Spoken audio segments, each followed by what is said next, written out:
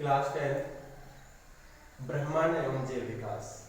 तो ब्रह्मांड एवं जैव विकास में हम जो ओपेरिन का सिद्धांत था उसको विस्तारित करते हुए जेविस होल्डेन का अध्ययन करते हैं और इन्होंने बताया है कि ओपेरिन के सिद्धांत को हम 4 से 8 चरणों में बांट सकते हैं।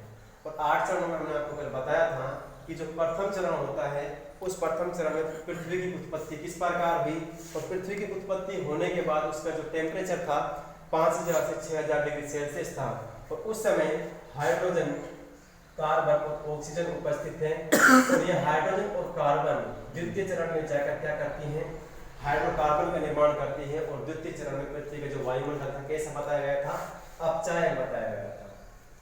कैसा बताया गया था, अपचायक बताया गया था। ठीक है, जो इसका अपचायक के बाद जो तीसरा चरण आता है, तीसरे चरण में जेविस होल्डेन ने बताया है कि रासायनिक संश्लेषण द्वारा बने विभिन्न कार्बनिक यौगिक जैसे कि शर्करा, ग्लिसरीन, एमिनो अम्ल, प्यूरिन, पिरिमिडिन आदि यौगिक समूह जल में गर्म सूप की तरह उबलने लगे। जैसे कि आपको बताया था कि पृथ्वी का जब उत्पत्ति हुई थी तो उस समय गर्म पिंड से हुई थी। उस समय पृथ्वी का तापमान 5000 से 6000 डिग्री सेल्सियस होने के कारण जब ये पदार्थ आए तो ये पदार्थ जल में मिलकर क्या होने लगे, उबलने लगे। और उबलने के बाद क्या हुआ, कार्बोहाइड्रेट, वसा और प्रोटीन जैसे जटिल कार्बनिक यौगिकों का निर्माण हुआ। और कार्बोहाइड्रेट, वसा और प्रोटीन जीवन के लिए आधारभूत हैं, आवश्यक पोषक तत्व हैं, इसलिए इनको जीवन का क्या कहा गया, आधार कहा गया और यहीं से जीवन के उद्भव की आधारशिला रखी गई थी।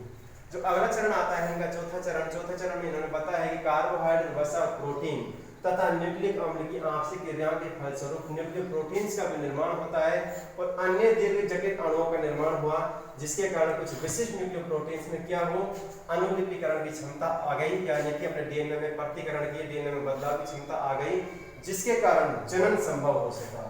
देखिए, जनन भी किसके माध्यम से संभव हुआ, न्यूक्लियोप्रोटीन्स में अनुलिपीकरण के कारण। जब जनन संभव हो गया तो जीव अपनी संख्या में क्या करने लगे, वृद्धि करने लगे। अपने जाति के अस्तित्व को बनाए रखने के लिए एक जीव अपने से अधिक जीवों का उत्पन्न करने लगा।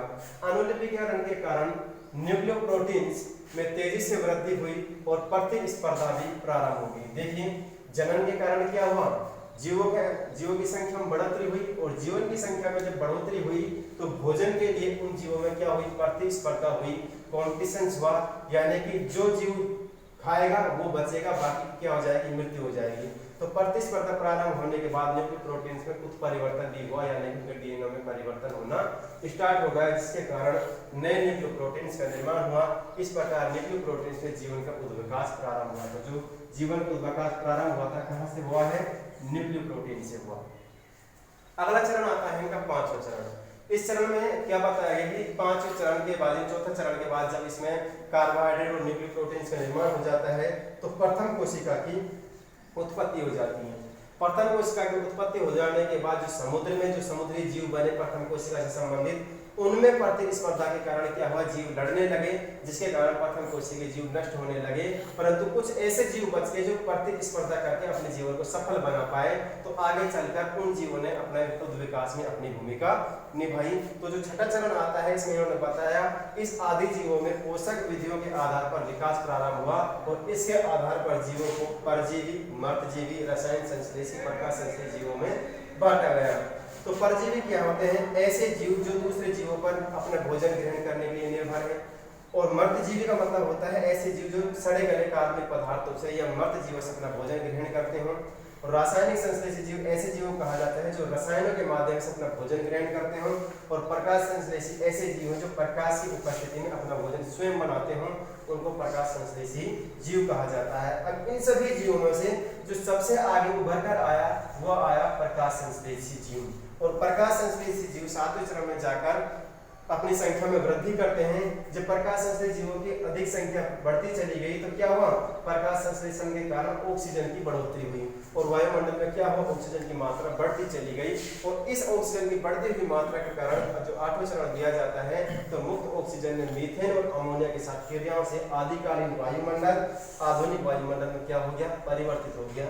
यानी कि जो इसमें वायुमंडल में ऑक्सीजन की उत्पत्ति हुई कहां से हुई, प्रकाश संश्लेषी जीवों से हुई। इस प्रकार से प्रथम जीव की उत्पत्ति की कल्पना किसने की है, जेविस होल्डेन ने, और वो भी किसके सिद्धांत के आधार पर, ओपेरिन के सिद्धांत के आधार पर।